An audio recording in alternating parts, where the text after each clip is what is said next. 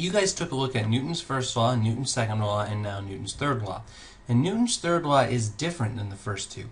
The first two laws deal with one object and how forces affect them, right?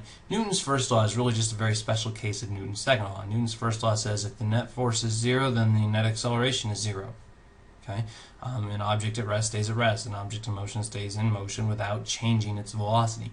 Okay? But Newton's third law is different because Newton's third law doesn't deal with one object. Newton's third law deals with multiple objects. Newton's third law says that when one object hits another, that second object pushes back on the first with an equal force that's opposite in direction. Okay, so we have not one object with multiple forces acting. We have two objects with two forces, but the forces are on different objects, right? So if this is object 1 and this is object 2, okay, then if they hit, now I don't draw them touching because I don't want you to get confused, okay, but if they hit each other, then there's two forces.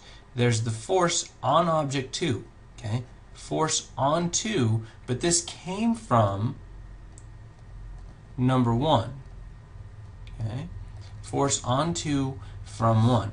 There is also a force over here on the first object, okay, and this is force on 1 from object 2.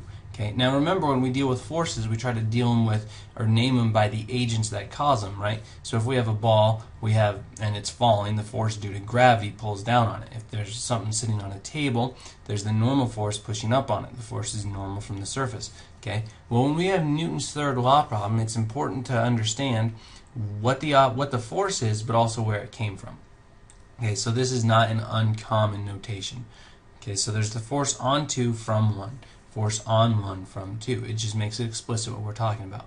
And Newton's third law says these two forces are equal in size, but opposite in direction. So Newton's third law says no force exists by itself. Whenever there's one, there's another, and they act in equal size, opposite direction, but on different objects, so they do not cancel each other. Okay, so a real-world application of this, are we familiar with Newton's third law? Well, absolutely. Every time you dribble a ball or drop something to the ground and it bounces back up, Newton's third law is coming into play. Okay, it says, is a force needed to make it bounce back up? Well, sure. Okay, the golf ball was originally falling this way. Okay, it hits the ground and then it's moving this way. Its motion changed. Okay, to go from moving down to moving up changes its motion. That requires a force. Forces cause that change. Now, what exerts the force? Well, let's examine what happened. The ground was hanging out here. The ball smashed into it. Okay. Now, I know that the force due to gravity was pulling the ball down, but as soon as the ball hit the ground, it exerted a force on the ground. Okay. So I had this downward force on the ground, force on ground, from the ball. Okay.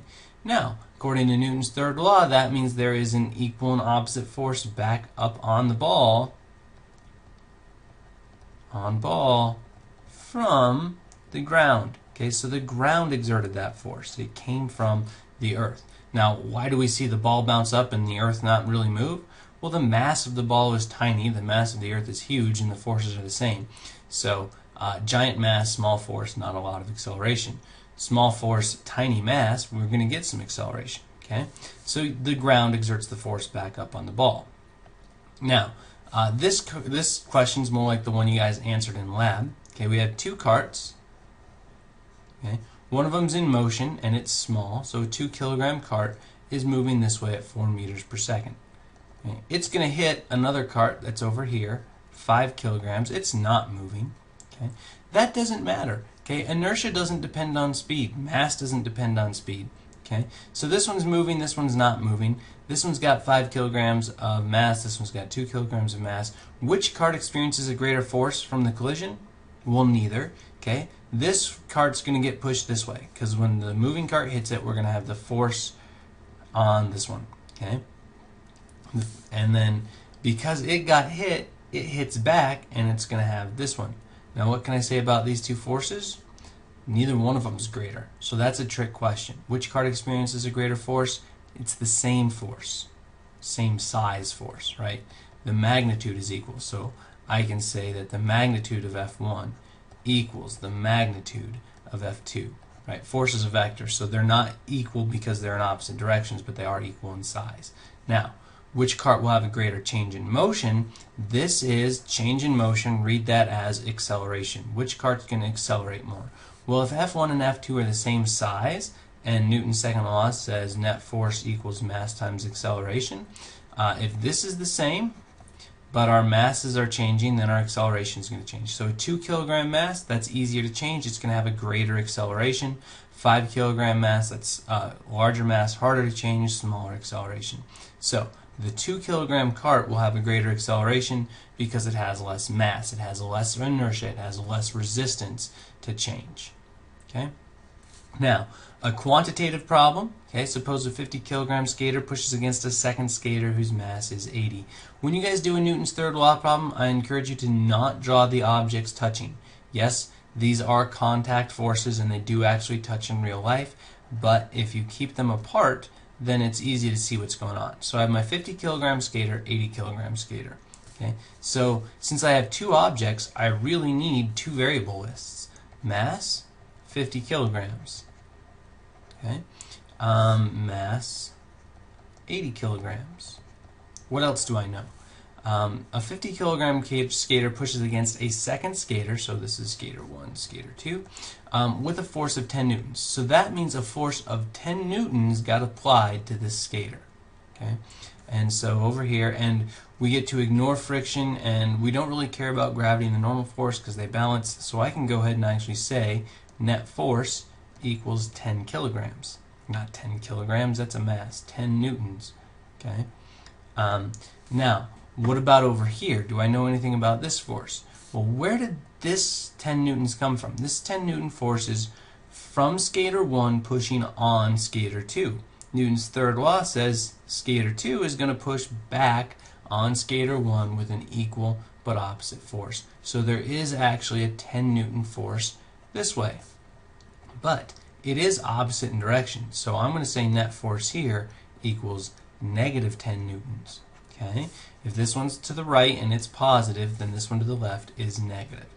And then we're supposed to determine the acceleration of each skater. So acceleration is unknown. Acceleration is unknown. Well, this is pretty straightforward. Newton's second law problem. Negative 10 equals 50a. If we divide both sides by 50, then we get an acceleration of negative 0.2 meters per second for the lighter skater.